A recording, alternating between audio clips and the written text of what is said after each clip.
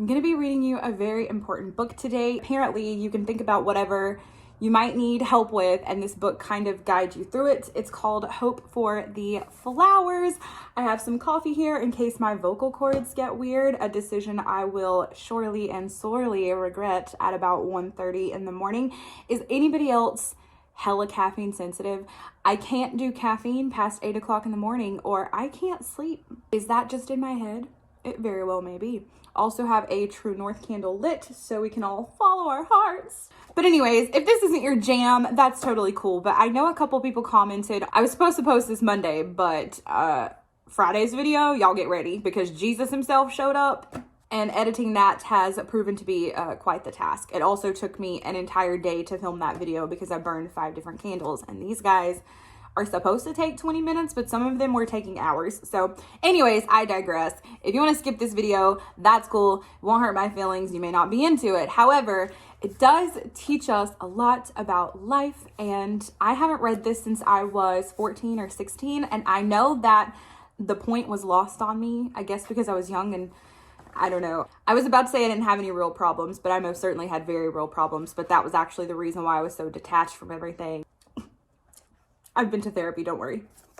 Anyways, without further ado, this book is called Hope for the Flowers, a tale partly about life, partly about revolution, and there's a bug on here. Let me start over. A tale partly about life, partly about revolution, and lots about hope for adults and others, including including caterpillars who can read. I ain't loving the neckline of this dress. I don't think I'm going to show you guys the pictures, but I might overlap the pictures as I'm reading. That seems like it might be the easiest thing to do. Chapter 1. Once upon a time, a tiny striped caterpillar burst from the egg which had been home for so long. "Hello, world," he said. "It sure is bright out here in the sun." "I'm hungry," he thought, and straight away he began to eat the leaf he was born on. And then he ate another leaf and another and another, and he got bigger and bigger and bigger. Also, I am a mother, and I am 100% certain that as I read this, that will be very, very obvious. Until one day he stopped eating and thought, there must be more to life than just eating and getting bigger. This is getting dull. So Stripe crawled down from the friendly tree which had shaded and fed him. He was seeking more. There were all sorts of new things to find, grass and dirt and holes and tiny bugs. Each fascinated him, but nothing satisfied him. When he came across some other crawlers like himself, he was especially excited. But they were so busy eating that they had no time to talk, just as Stripe had been. "They don't know any more about life than I do," he sighed. Then one day Stripe saw some crawlers really crawling. He looked around for their goal and saw a great column rising high into the air. When he joined them, he discovered the column was a pile of squirming, pushing caterpillars, a caterpillar pillar. If I say caterpillar again, baby, I'm from the South. It appeared that the caterpillars were trying to reach the top, but the top was so lost in the clouds that Stripe had no idea what was there. He felt new excitement, like sap rising in the spring. Maybe I'll find what I'm looking for. Full of agitation, Stripe asked a fellow crawler, "Do you know what's happening?" "I just arrived myself," said the other. "Nobody has time to explain. They're so busy trying to get wherever they're going up there." "But what's at the top?" continued Stripe. "No one knows that either, but it must be awfully good because everybody's rushing there. Goodbye, I have no more time." He plunged into the pile. Stripe's head was bursting with a new drive. He couldn't get his thoughts together. Every second, another crawler passed him and disappeared into the pillar. There's only one thing to do. He pushed himself in. Chapter 2. The first moments on the pile were a shock. Stripe was pushed and kicked and stepped on from every direction. It was climb or be climbed. No more fellow caterpillars on Stripe's pile. They became only threats and obstacles, which he turned into steps and opportunities. The single-minded approach really helped, and Stripe felt he was getting much higher. But some days it seemed he could manage only to keep his place. It was especially then that an anxious shadow nagged inside. "What's at the top?" he whispered. "Where are we going?" "I'm so sorry. I just found a macaroni noodle in my plant."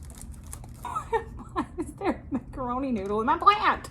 On one exasperated day, Stripe couldn't stand it any longer and actually yelled back, "I don't know, but there's no time to think about it." A little yellow caterpillar he was crawling over gasped. "What did you say?"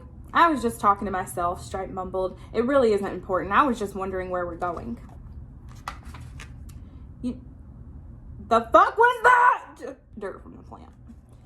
You know, Yellow said, I was wondering that myself, but since there's no way to find out, I decided it wasn't important. She blushed at how silly this sounded, quickly adding, no one else seems to worry about where we're going, so it must be good.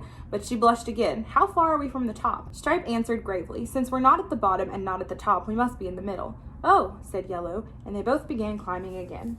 But now Stripe had a new feeling. He felt bad. He had lost his single-mindedness. How can I step on someone I've just talked to? Stripe avoided Yellow as much as possible, but one day there she was, blocking the only way up.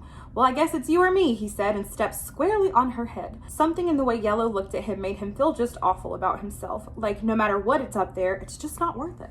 Stripe crawled off Yellow and whispered, I'm sorry. And Yellow began to cry. I could stand this life hoping in what was ahead until I met you talking to yourself that day, and since then my heart just hasn't been in it, but I don't know what to do. I didn't know how badly I felt about this life until then. Now when you look at me so kindly, I know for sure I don't like this life. I just want to do something like crawl with you and nibble grass. Stripe's heart leapt inside. Everything looked different, and the pillar made no sense at all. I would like that too, he whispered, but this meant giving up the climb, a hard decision. Yellow, dear, maybe we're close to the top. Maybe if we help each other we can get there quickly. Maybe, she said, but they both knew this wasn't what they wanted most. Let's go down, Yellow said. Okay, and they stopped climbing. They clung to each other as masses of caterpillars crawled over them. The air was terrible, but they were happy with each other and made a big ball so nobody could step in their eyes and on their stomachs. They did nothing at all for what seemed a long time. Suddenly they didn't feel anything crawling over them. They unrolled and opened their eyes. They were at the side of the caterpillar pillar. Hi, Stripe, said Yellow. Hi, Yellow, said Stripe, and they crawled off into some fresh green grass to eat and take a nap. Just before they fell asleep, Stripe hugged Yellow.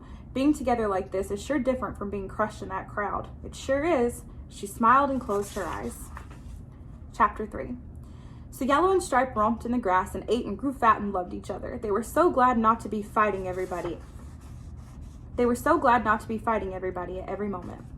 It was like heaven for a while, but as time passed, even hugging each other seemed a little boring. Each knew every hair of the other. Stripe couldn't help but wonder, there must still be more to life. Yellow saw how restless he was and tried to make him extra happy and comfortable. Just think about how much better this is than that awful mess we left, she said. But we don't know what's at the top, he answered. Maybe we were wrong to come down. Maybe now that we've rested, the two of us could make it to the top. Dear Stripe, please, she begged. We have a nice home and we love each other, and that's enough. It's so much more than all those lonely climbers have. She was so sure Stripe let her convince him, but only for a while. Stripe's hankering for the climbing life worsened. The pillar haunted him. He crawled there regularly, looking up and wondering, but the top remained clouded. One day at the pillar, 3 thuds startled Stripe. 3 big caterpillars had fallen from someplace and smashed. 2 seemed dead, but 1 still wiggled. Stripe whispered, What happened? How can I help? He made out just a few words. The top, they'll see. Butterflies alone. The caterpillar died. Stripe crawled home and told Yellow. They were both very sober and quiet. What did this mysterious message mean? Had the caterpillars fallen from the very top? Finally, Stripe announced, I've got to know. I must go find out the secret of the top. And more gently, will you come and help me? Yellow struggled inside. She loved Stripe and wanted to be with him. She wanted to help him succeed. But she just couldn't believe that the top was worth all that it asks to get there. She wanted to get up too. The crawling life wasn't for her either. She also had to admit that it looked like the pile was the only way to do it. Stripe seemed so sure that Yellow felt ashamed not to agree. She also felt stupid and embarrassed since she could never put her reasons into words that this kind of logic would accept. Yet somehow waiting and not being sure was better than the action she couldn't believe in. She couldn't explain, she couldn't prove anything, but for all her love, she couldn't go with Stripe. She just knew climbing was a wrong way to get high. No, she said heartsick, and Stripe left her for his climb. Chapter 5. Yellow was desolate without Stripe. She crawled daily to the pile looking for him and returned home at night sad but half relieved that she never saw him. If she had, she feared she might plunge after him knowing that she shouldn't. She felt like doing something, anything, rather than this uncertain waiting. What in the world do I really want, she sighed. It seems different every few minutes, but I know there must be more. And finally she became numb and wandered far away from everything familiar. One day, a gray-haired caterpillar hanging upside down on a branch surprised her. He seemed caught in some hairy stuff. You seem in trouble, she said. Can I help? No, my dear, I have to do this to become a butterfly. Her whole insides leapt. Butterfly, that word, she thought. Tell me, sir, what is a butterfly? Well, it's what you're meant to become. It flies with beautiful wings and joins the earth to heaven. It drinks only nectar from the flowers and carries the seeds of love from one flower to another. Without butterflies, the world would soon have few flowers. It can't be true, gasped Yellow. How can I believe there's a butterfly inside you or me when all I see is a fuzzy worm? How does one become a butterfly? She asked pensively. You must want to fly so much that you're willing to give up being a caterpillar. You mean to die? Asked Yellow, remembering the 3 who fell out of the sky. Yes and no, he answered. What looks like you will die, but what's really you will still live. Life is changed, not taken away. Isn't that different from those who die without ever becoming butterflies? And if I decide to become a butterfly, said Yellow hesitantly, what do I do? Watch me. I'm making a cocoon. It looks like I'm hiding, I know, but a cocoon is no escape. It's an in-between house where the change takes place. It's a big step since you can never return to caterpillar life. During the change, it will seem to you or anyone who might peek that nothing is happening, but the butterfly is already becoming. It just takes time. And there's something else. Once you are a butterfly, you can really love, the kind of love that makes new life. It's better than all the hugging caterpillars can do. Oh, let me go and get Stripe, Yellow said, but she sadly knew he was too far into the pile to possibly reach. Don't be sad, said her new friend. If you change, you can fly and show him how beautiful butterflies are. Maybe he will want to become one too. Yellow was torn in anguish. What if Stripe comes back and I'm not there? What if he doesn't recognize my new self? Suppose he decides to stay a caterpillar? At least we can do something as caterpillars. We can crawl and eat. We can love in some way. How can 2 cocoons get together at all? How awful to get stuck in a cocoon. How could she risk the only life she knew when it seemed so unlikely she would ever be a glorious winged creature? What did she have to go on? Seeing another caterpillar who believed enough to make his own cocoon, and that peculiar hope which had kept her off the pillar and leapt within her when she heard about butterflies. The gray-haired caterpillar continued to cover himself with silky threads. As he wove the last bit around his head, he called, You'll be a beautiful butterfly. We're all waiting for you. And Yellow decided to risk for a butterfly. For courage, she hung right beside the other cocoon and began to spin her own. Imagine, I didn't even know I could do this. That's some encouragement that I'm on the right track. If I have inside me the stuff to make cocoons, maybe the stuff of butterflies is in there too. Chapter 6, I think. I'm not so good at Roman numerals. Stripe made much faster progress this time. He was bigger and stronger since he had taken time out. From the beginning, he was determined to get to the top. He especially avoided meeting the eyes of other crawlers. He knew how fatal such contact could be. He tried not to think of Yellow. He disciplined himself neither to feel nor be distracted. Stripe didn't seem just disciplined to others. He seemed ruthless. Even among climbers, he was special. He didn't think he was against anybody. He was just doing what he had to do if he was to get to the top. Don't blame me if you don't succeed. It's a tough life. Just make up your mind, he would have said had any caterpillar complained. Then one day he was near his goal. Stripe had done well, but when light finally filtered down from the top, he was close to exhaustion. At this height, there was almost no movement. All held their positions with every skill a lifetime of climbing had taught them. Every small move counted terribly. There was no communication, only the outsides touched. They were like cocoons to one another. Then one day, Stripe heard a crawler above him saying, None of us can get any higher without getting rid of them. Soon after, he felt tremendous pressure and shaking, then screams and falling bodies, and then silence. Lots more light and less weight from above. Stripe felt awful with this new knowledge. The mystery of the pillar was clearing. He now knew what had happened to the 3 caterpillars. He now knew what must always happen on the pillar. Frustration surged through Stripe, but as he was agreeing this was the only way up, he heard a tiny whisper from the top. There's nothing here at all. It was answered by another. I've reread this part so many times. I have a little bit of a problem with my R's, and also my tongue tends to get tied with a lot of L's, so I'm going to try and make it through, but I'm not going to do this again. If I fuck up, I fuck up. Quiet, fool. They'll hear you down the pillar. We're where they want to get. That's what's here. Stripe felt frozen. To be so high and not high at all. It only looked good from the bottom. The whisper came again. Look over there, another pillar. And there too, everywhere. Stripe became angry as well as frustrated. My pillar, he moaned, only one of thousands, millions of caterpillars climbing nowhere. Something is really wrong, but what else is there? His life with Yellow seemed so far away. That wasn't it either. Not quite. Yellow! He let her image fill his being. You knew something, didn't you? Was it courage to wait? Maybe she was right. I wish I was with her. I could go down, he thought. I'd look ridiculous, but maybe it's better than what's happening here. But Stripe's thought was interrupted by bursts of movement all over his level. Each seemed to be making a last effort to find some entry to the top, but with every push, the top layer tightened. Finally, one caterpillar grasped, "Unless we try together, nobody will reach the top. Maybe if we give one big push. They can't hold us down forever." But before they could act, there were cries and commotion of another kind. Stripe struggled to the edge to see the cause. A brilliant yellow winged creature was circling the pillar, moving freely, a wonderful sight. How did it get so high without climbing? When Stripe poked his head out, the creature seemed to recognize him. It extended its legs and tried to grab him. Stripe caught himself just before being pulled out of the pile. The brilliant creature let go and looked sadly into his eyes.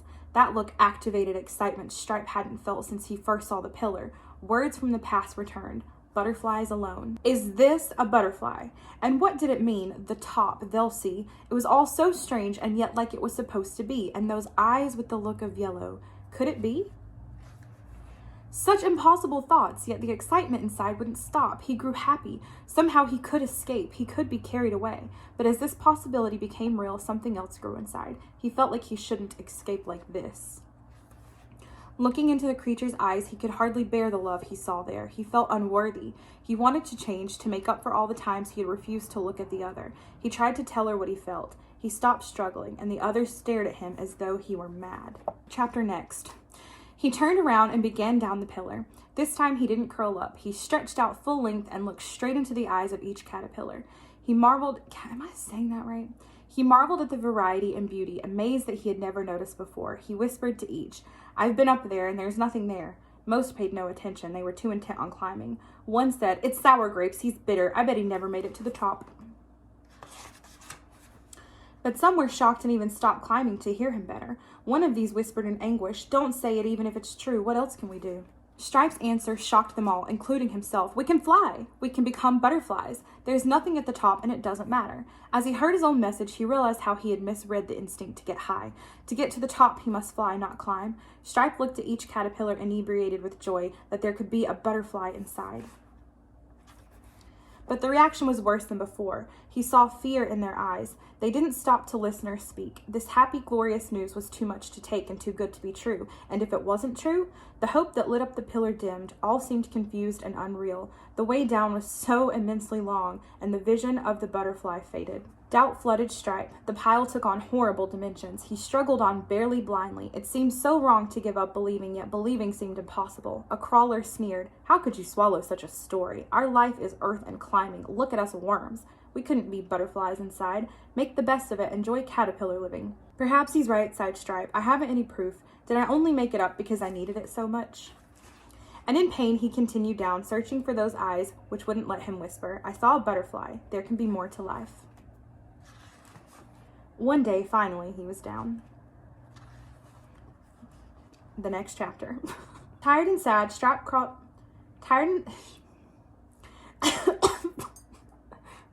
Tired and sad, Stripe crawled off to the old place where Yellow and he had roamed. She was not there, and he was too exhausted to go further. He curled up and fell asleep. When he finally awoke, he found the yellow creature fanning him with wings of light. Is this a dream? He wondered.